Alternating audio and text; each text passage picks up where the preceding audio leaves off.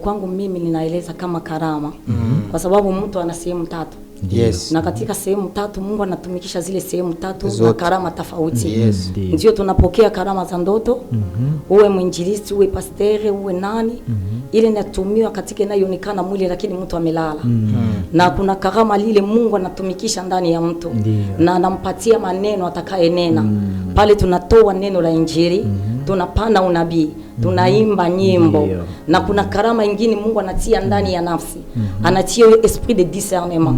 Maana yake bado yanena lakini umeelewa Mungu ameongea nini. Mungu ameongea. Ndio nayo ni karama. Na kupitia yale yote Mungu anatusapotisha ndani ya kazi yake kwa sababu injili isonge mbele. Amen. Haleluya. Amen. Haleluya. Unasikia kama hatujaenda mbali. Hatujaenda mbali. Ile ni fascinante kusema kama ni kazi ambapo Mungu anatia ndani ya mwanadamu ili isongeshe mbele au wanadamu wenyewe wako pamoja, tuseme tuko pamoja, inatusaidia. Moja ni kuimba, mwingine mashauri. Unasikia ushasikia deja mshauri mkubwa. Amen.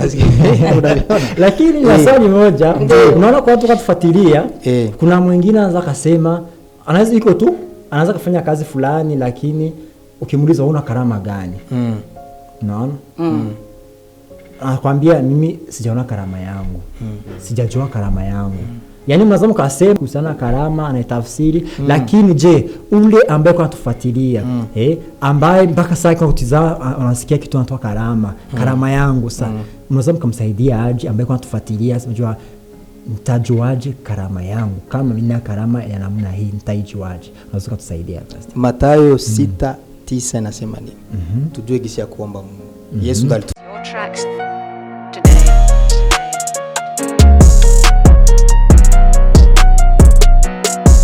Shalom shalom wapenzi watazamaji mnatufuatilia kwenye chombo chetu Ndiho Gospel TV katika kipindi ambacho kwa Kirundi ni Imano Yanje, kwa Kiswahili ni Karama Yangu.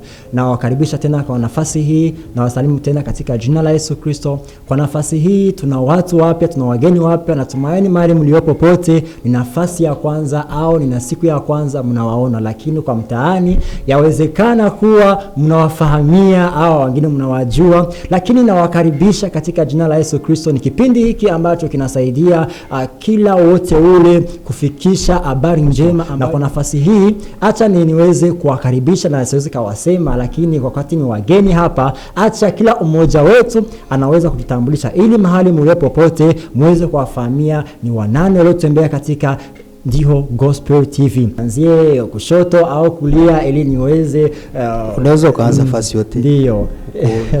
Sawa. Kwa juu huko ni wengi, huko ni umoja, acha naweza nikaanzia huko. Tuanze huko Ndio. Hapo ndo sawa. Ndio. Sawa. Bon, mimi ni Pasteur Trésor Kazingufu.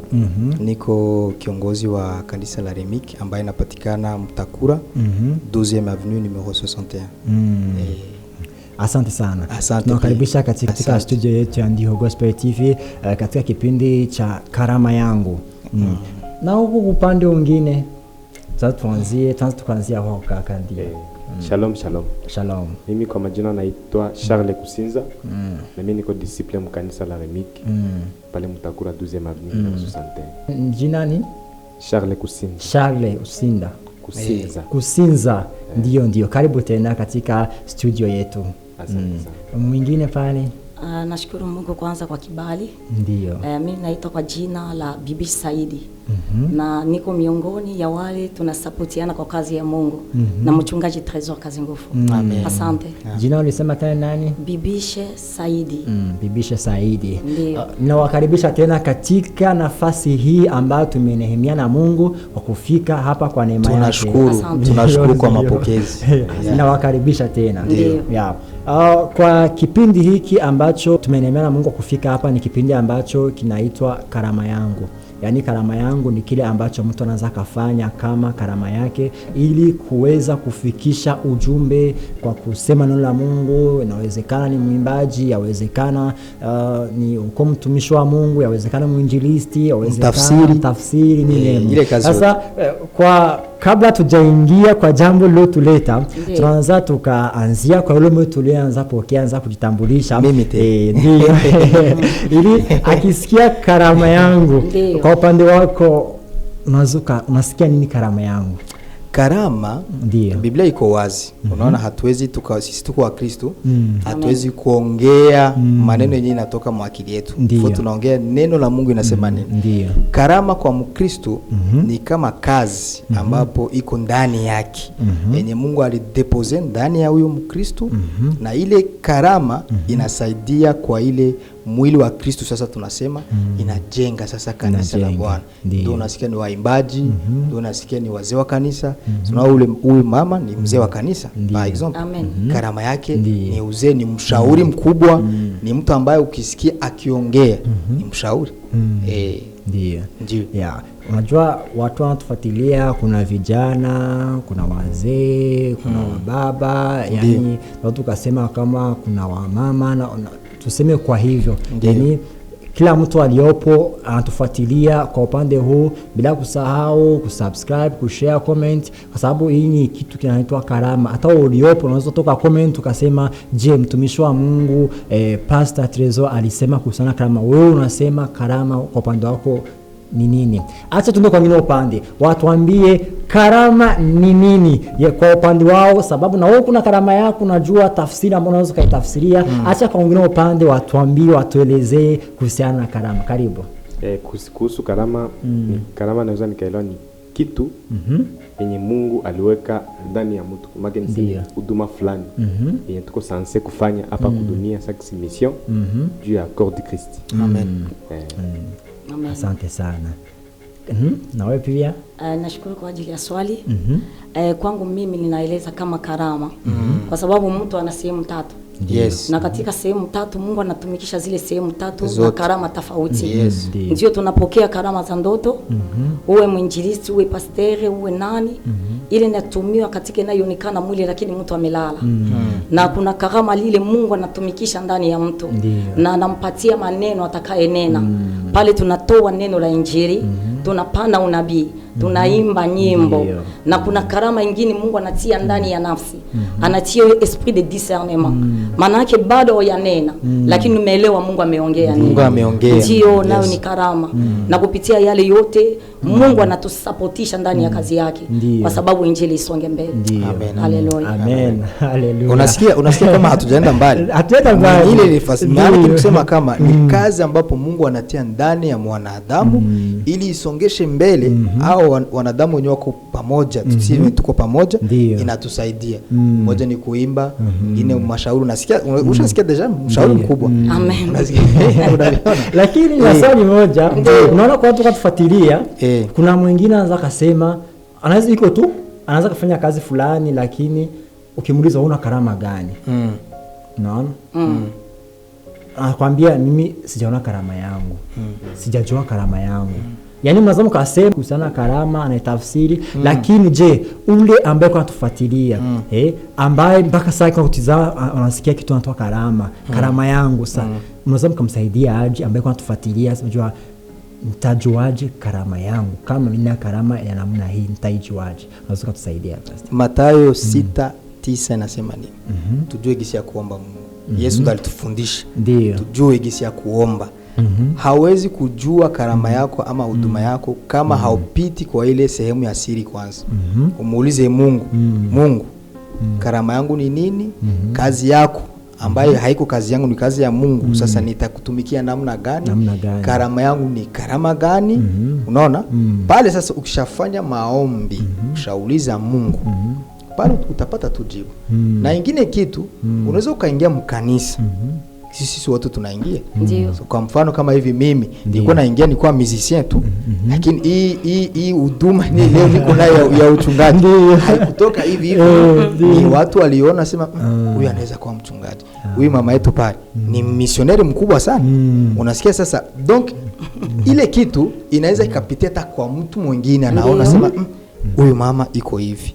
Sema hata wewe hapa karama yako ni nini? Hii kusema hii ni kutangaza injili, ndio karama yako na wewe.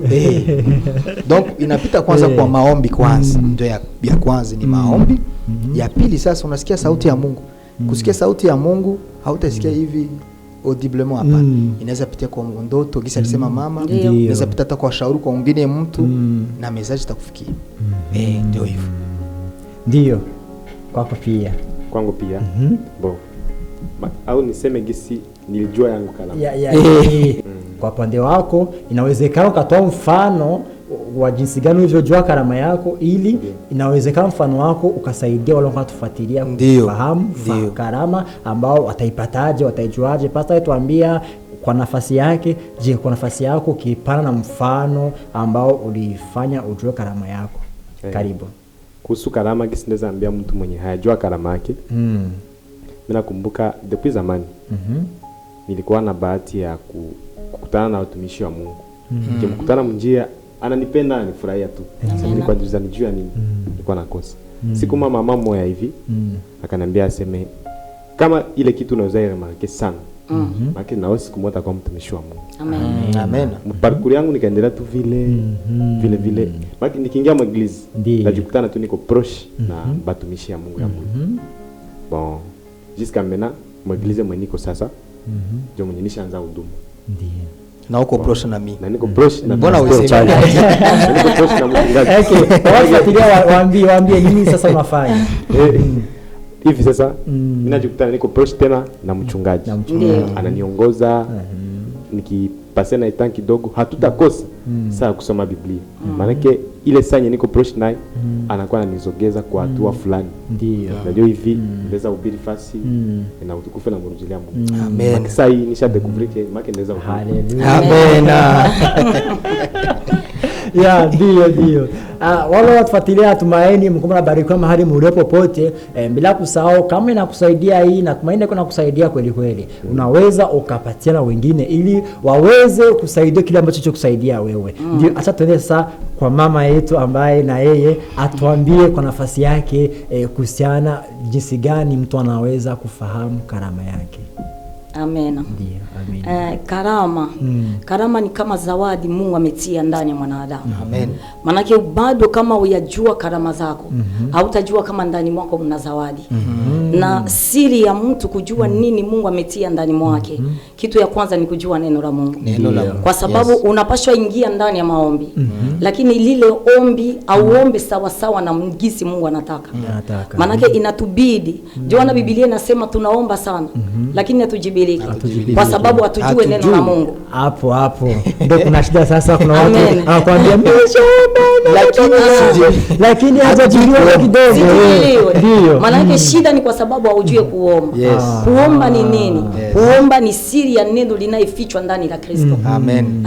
Kwa sababu Biblia inasema mkiomba kwa jina lake yeye Yesu Kristo ndio mtapata jibu la maombi. Sasa ni mtu kujiswali unaomba kwa jina la nani? Kwa sababu ujue karama zako. Nataka nialike nafsi moja. Lile litakaye mkubali Bwana Yesu kama Bwana na Mwokozi. Ukimuomba yeye ni sheti akupatie siri ya karama yako. Na siri ya karama ni utajiri. Amen. Unajua hapo mama kisema vyozungumza, kuna mtu anaomba na nagusia hapo kwa kuhusiana kuomba. Mtu ashaomba anabaki anaomba. Unaona? Unasikia siri ndani yake. Anaomba lakini unasikia kama tunaomba vibaya. Ndio. Sasa kwa mtu kutufuatilia anaanza kuwa anasema hilo neno, unasema hilo neno kuhusiana kuomba na ashaomba sana, anasikia kuwa anajazwa lakini nafasi yake ya majibu bado haijafikiwa. Haijafikiwa, hajafanya nini? Sasa huyo mtu katika kuomba nataka uingie kidogo kuhusiana hiyo tu kuomba. Je, ni jinsi gani mimi naweza kaanda tuseme mkifaransa en ordre. Ili basi aseme hivi miko mbele za Mungu. Ndio. Na nina matumaini na imani kuwa nitajibiwa. Hapo. Yes. Kitu ya kwanza maombi ni kitu inajenga kwenye madhabahu. Amen. Tunaanza maombi katika inayoonekana madhabahu. Sasa wakati umeanza katika madhabahu, tuko katika damu na nyama. Pale tumezaliwa ndani ya asili ya Adamu na Eva. Tunaambatanishana na dhambi. Toka katika hiyo asili, unaingia katika madhabahu ya kumwamini Yesu kama Bwana na Mwokozi. Unaingia katika madhabahu ya Mungu. Na katika madhabahu ya Mungu kuna siri lile anapatia makoani zake. Lile hautaipata katika asili ya Adamu na Eva. Hata kama unayo lakini hauwezi jua kuigundua na bado haujaingia kwenye madhabahu ya Kristo. baada ya kutakaswa kwa damu ya Yesu, kwa kukubali msamaha wa dhambi Yesu alipana duniani mzima. Baada ya yale anasema sitawaacha mayatima. Ile kutokubakia mayatima ni utendaji wa Roho Mtakatifu ndani ya mtu. Na wakati amekaa ndani mwako na wewe umekaa ndani mwake, ni sheti ukiomba upate jibu. Kwa sababu Mungu anazungumza kwa hali tofauti. Tazama mazingira, utasikia sauti la Mungu. Amen. Nataka uzungumzie kidogo mazingira gani kwa watu kufuatilia ili wasije kuwa na maswali confusion, basije mu confusion. Ni mazingira gani katika maombi? Na nasikia kwa sisi ni Wakristo na tunaomba, lakini wengi hatujajibiwa. Sasa wapatie mifano mingapi midogo, ni njia gani ambao basi ni nafasi, basi hizo nasema kuna nafasi ngapi ambapo naweza katamsha kwa nitajibiwa? Ninataka nikamate mfano wa Yesu kwa sababu Biblia inasema tumfanane na yeye. Amen. Wakati wowote Yesu alikuwa anafanya huduma. Baada ya huduma, japokuwa alikuwa anajua yeye maonyo yake tayari, lakini baada ya huduma alikuwa anapotea ndani ya umati, anapanda mlimani. Sasa mtu anapasha yua chumba changu cha juu kimepatikana wapi? Siri ya chumba cha juu. Amen. Siri ya chumba cha juu. Sio ndani ya umati. Chumba cha juu kina mahali ya siri. Lile kila mtu anajua kama nikiingia mahali hapa, sheti nitatoka na jibu. Musa wakati anapanda kwenye mlima wa Sinai, sheti anatoka na jibu. Abrahamu wakati anapanda kwenye mlima wa Moab, akatoka na jibu. Na Yesu kwenye mlima ya Transfiguration akatoka na jibu. Yaani nafasi ya kwanza ni kujua mahali. Mahali ni wapi? Na wakati umepanda na wanani? Kwa sababu kuna wale wanapasha bakia chini ya mlima. Yani sasa inakusudiwa sana wale ambao mliokuwa nao. Mazingira yako ni nini? Ndio. Unazungumza na nani? Unatembea na nani? Ndivyo hivyo sema. Alisema nilikuwa niko prosh. Yani ikafanya yeye atembee kama ndio. Anasema chuma ya Noa chuma. Ni sharti tunaona. Ndio sema eti ngo tumfanane na yeye. Amen. Ndio. Pia tena nitaongeza kidogo. Ndio. Karama en soi. Kwa watu wenye wa découvrir ni karama gani iko nayo. Ndio. Unakutana mtu maisha kila kitu anafanyaka aiendeki. Tangu ya découvrir ni karama gani gani. Lakini siku ata embrace tu njia mlango ya kanisa. Anaanza ingia kanisa, leo anaingia kanisa, kesho anaingia kanisa, anaanza kutana maisha yake inaanza ongoka. Mchungaji anaweza mzogele, anamwambia tangia leo wewe karama yako ni sote baimbaji, sote utakuwa evangelist. Sasa tunaingia tu mu evangelisation. Mungu anaanza kuconnecter. Wakati kukutana siri ya mafanikio yako ilikuwa mhudumu.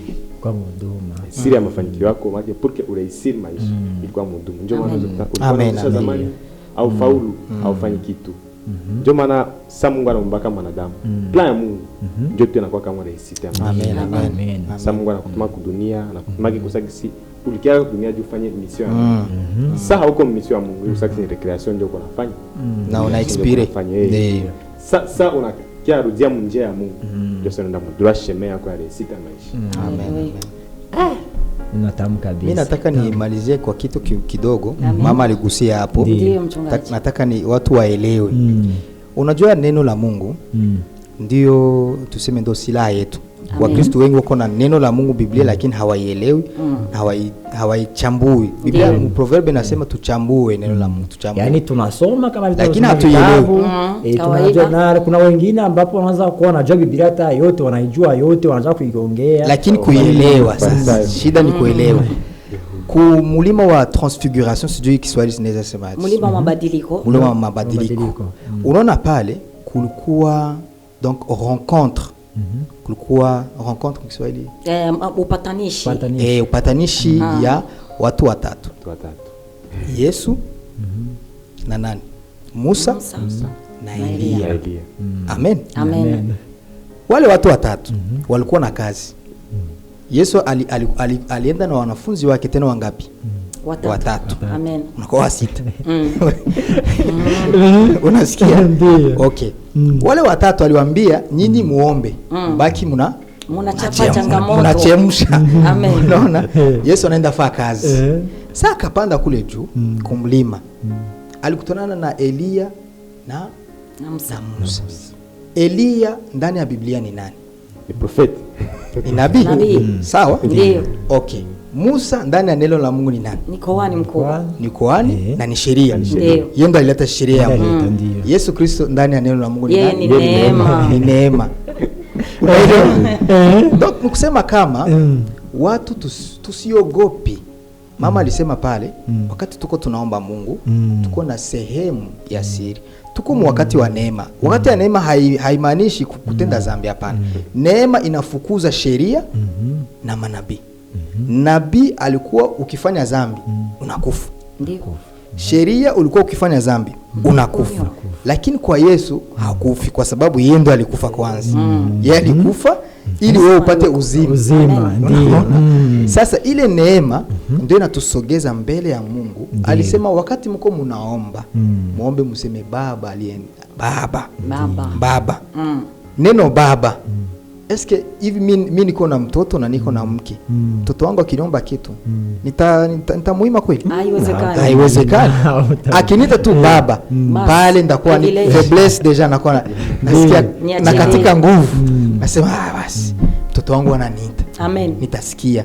Na ndivyo hivyo wakati Mkristo hajajua ile karama ama huduma, anamuita baba kwenye sehemu ya siri, akikuwa pamoja na watu wenyewe wako wazuri kwake, wenyewe wanaweza muongoze gisi mama amesema pale. Ndio nitaongezea pale neema. Asante mchungaji. Asante sana. Natumaini wale watufuatilia mahali mliopo popote, bila kusahau na wewe kutia komantari yako, kuandika na ukasema je, mimi nasema nini kuhusu karama yangu. Kwa mwa tufuatilia, tumaini mnabarikiwa sana mahali mliopo popote. Amen. Na kwa kusudi la leo na lengo la leo katika kujua karama yangu, kipindi karama yangu, tulikuwa na jambo muhimu ambalo nataka tuzungumzie hapa, linahusiana kuna picha tofauti, kuna tunaweza kusema kwa Kifaransa publicité, maafishi kwa tunatizama huku na huku, tuko tunaona inatoka katika kanisa Remik, inaitwa ni Abba event. Unasahau deja Abba. Sasa tukiingia hapo ndio tuna Abba event na tunamwona mchungaji ndio aliyopo kichwa. Na tunaona wengine kama waalikwa wote wako pale. Tujue je, Abba event tunaona ni sehemu, inakuwa ni sehemu ya 5 inakuepo. Edition 5.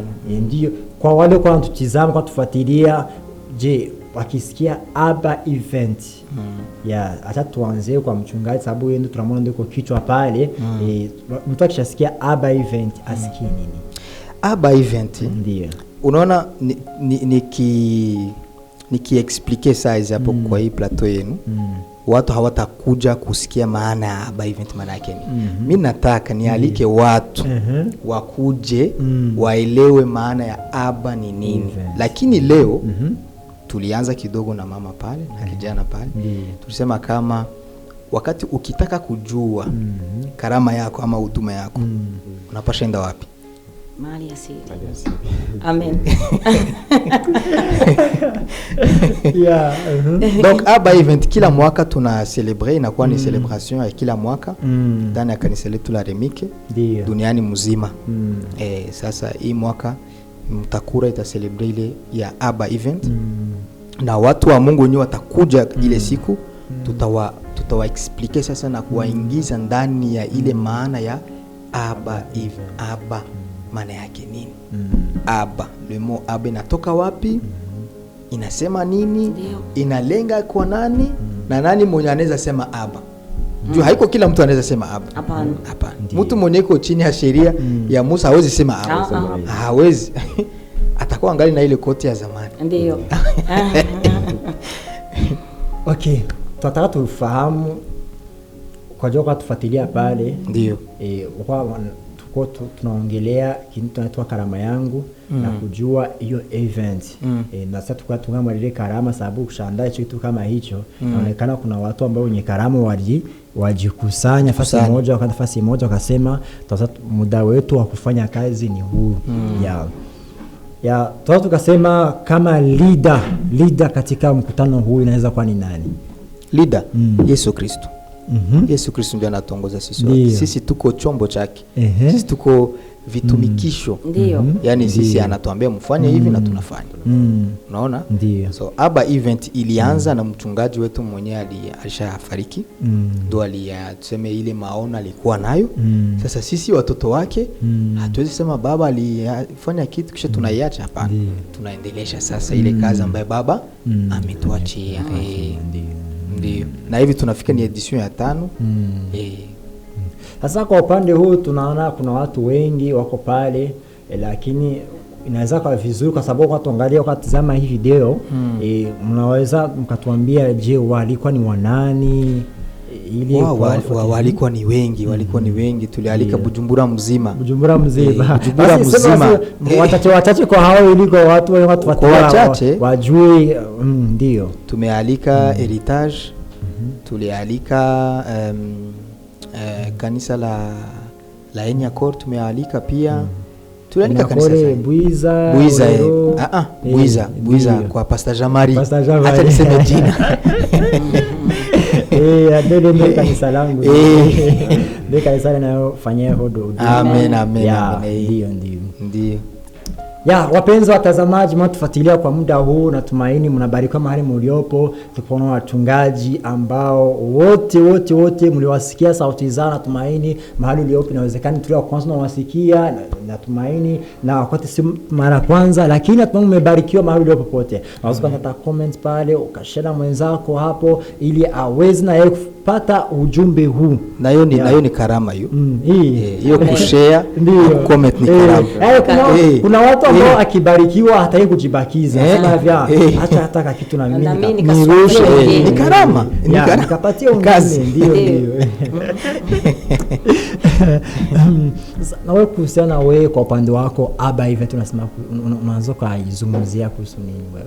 Aba event kama vile Mon Bishop alisema. Ndio. Unazoea mwita Mon Bishop. Ndio. Aba event ni événement yenye tunaorganiza chaque année. Tunafika ku 5e edition. Bon. Sisi pata vya mingi sana vya kuongezea, lakini tu mimi najua mule. Patatuambia kitu mwana nasema celui qui aura honte de moi devant les nations, moi aussi j'aurai honte de lui devant mon père. Donc si Yesu alikuwa anasema. Ndio. Hapo wanazungumza Kifaransa. Watu wako pale watufuatilia. Na tusaidie watufuatilia wasikie hata Kiswahili kidogo waelewe. Ndio. Bon. Pale nilisema make ni kuhusu Yesu Kristo.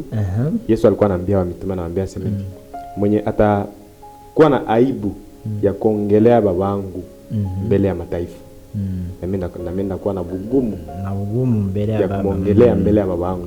Na hivi sasa Yesu Kristo alikufa, ashakuwa kuume ya baba. Ndio. Dieu a intercédé Dieu yetu. Ndio. Alors sai make ni kama alikuwa chasaki disciple hapa hivi.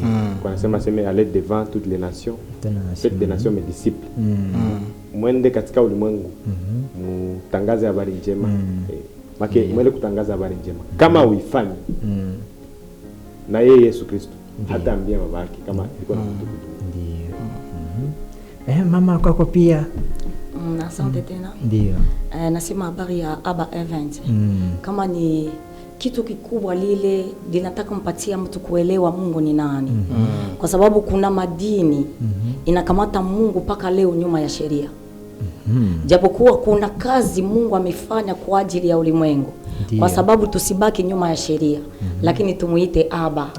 Ndio kwa maana tunaalika watu wakuje wakie kusikia kwa nini tutamuita Mungu Aba. Amina. Karibu kwa watu wote. Ndio, asante sana. Hata sasa kwa kumalizia kukomboa muda, kwa leo tufuatilia tukianzia kwa pasta tukienda hivi, kama neno la kumalizia kwa leo watufuatilia, unawaambia nini kuhusiana na Aba? Karibu. Yohana 3:16 ndio ni verse ambapo watu wengi wanaisoma, tunaisoma na tunaisha ibloke mkichwa. Ndio. Lakini maana yayo na kulitembele na kuielewa ndani ya maisha yetu iko ligumu sana. Ndio. Maana yake, car Dieu a tant aimé le monde, il a donné son fils unique pour que mie na wewe tupate wokovu.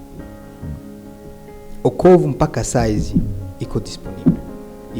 Donc iko wazi, iko disponible. Watu wote wanaweza kuja kwa baba yetu. Ndio kwa maana mimi naalika watu wote wa Burundi wenye wako hapa Burundi, ndio wakuje tumtafute baba yetu. Dunia hii, dunia tunaishi hemo, inatudanganya. Dunia mko mambo yenye ni artificiel. Ni kama sijui kama naweza nikasema inchi tofauti. Ni kama unakamata chuma cha Amerika na unakamata chuma cha Mshinwa. Amen. Unaona? Ya Amerika kila siku kila mwanadamu akisikia atasema hii inakaza, ni ya samani. Sasa na kwa Mungu ni vile vile. Bia Mungu binakaza. Kusema upate visa ya Amerika ifo kwanza unafanya hivyo. Ile ndio. Unaona? Lakini ukitaka enda sijui hapa chini, mimi nadhani kila mtu anaenda. Kila mtu unaenda unarudia. Ndio. Ni kusema nini sasa? Kwa Mungu ndio kuko donc disponibilité iko, lakini vya shetani biko facile kubipata. Biko facile sana. Binapatikana fasi yote. Najua kwa maana Yesu alisema kama mimi niye njia ya kweli na ya uzima. Amen. Dunia inatudanganya. Dunia walitudanganya miaka mingi sana. Ninaalika sasa watu wa Burundi wakuje tumtafute baba yetu. Kwa maana dunia hivi shaisha. Tukiangalia dunia, hata kwa wewe nadhani kwa Mkristo unaelewa dunia inaisha. Sasa kwa hiyo wakati yenyewe natubakia, mkuje tutafute baba yetu. Baba yetu haiko mkali. Baba yetu hana kisu anakata kichwa watu. Hapana. Ile ni injili ya uongo ile. Ile injili si amini. Mimi naamini injili ya kusema kama unaweza kufanya kosa, baba akakupokea. Ndio. Baba anakataa makosa. Baba hakatai mtoto. Unaona? Ndio. Waache sasa wakuje tutafute baba yetu sisi wote. Ndio. Asante sana. Asante. Wako pia kaka, na ukipana na adrese na kupana na muda tanzia eko, na ukimalizia ni nini la mwisho ambao tuwakomboa muda kumalizia kipindi chetu? Karibu. Mie ningi invite tu watu wakuya participer ndani ya Aba event. Itakupatikana, itaanza dimanche 14h mpaka ma 18h. Karibu sana mtu mwenye anakuinvite nyumba ya Mungu. Anakutakia uzima. Biblia inaniambia sema j'étais content quand on me dit allons dans la maison de mon père. Sasa kwa hiyo karibu sana tuchangie neno la Mungu pale. Amen. Wapi adresse? Ni Bujumbura, Mutakura, 12e avenue numéro 61, tout juste pale ku balabala principale. La principale ndio. Mama nimesema tena asante. Mkutano wa Aba event ni mkutano lile linatoa mahali na inaingiza mahali. Amen. Kitabu ya Wakolosai inasema que il nous a transféré dans le royaume de son fils. Maana yake tukikuwa transféré dans le royaume du fils, anatutoa katika ulimwengu wa giza, anatuhamisha katika ulimwengu wa mwana. Kwa sababu sio wakati tena wa manabii, lakini ni wakati wa mwana. Mahali pale tukikuwa wana tutajua maana ya baba. Tunaalika watu wakuje kwa sababu tujue maana ya baba. Amen. Ndio Biblia inasema utajua kweli na kweli itakupatia uhuru. Ni sheti tupokee uhuru wakati tumeita wana. Amen. Amen. Amen. Asante. Asante sana waalikwa wetu, karibu tena katika studio yetu ya Ndio Gospel TV kwa kipindi cha Karama Yangu Ni kwa Kirundi. Wala tufuatilia wana kizoea ni Imano Yanje. Imano Yanje. Ndio kipindi chetu. Kwa leo tufuatilia kipindi chetu kinaishia hapa. Nawashukuru sana mmetufuatilia, nawashukuru sana na wale ambao wanaendelea kushare, kulike. Kama chochote kile ambacho tunaweza kufanya ili ya Aba event unaweza kufanya. Kama uko kitu chochote ambacho unachokiweza unaweza kufanya. Mshajua mahali gani kitafanyika, mshajua muda gani utaanzia, na tunawashukuru sana, tunawapenda sana. Nikisema tena shalom shalom mahali mlipopote, amani ya Bwana iwe pamoja nanyi. Asante. Tracks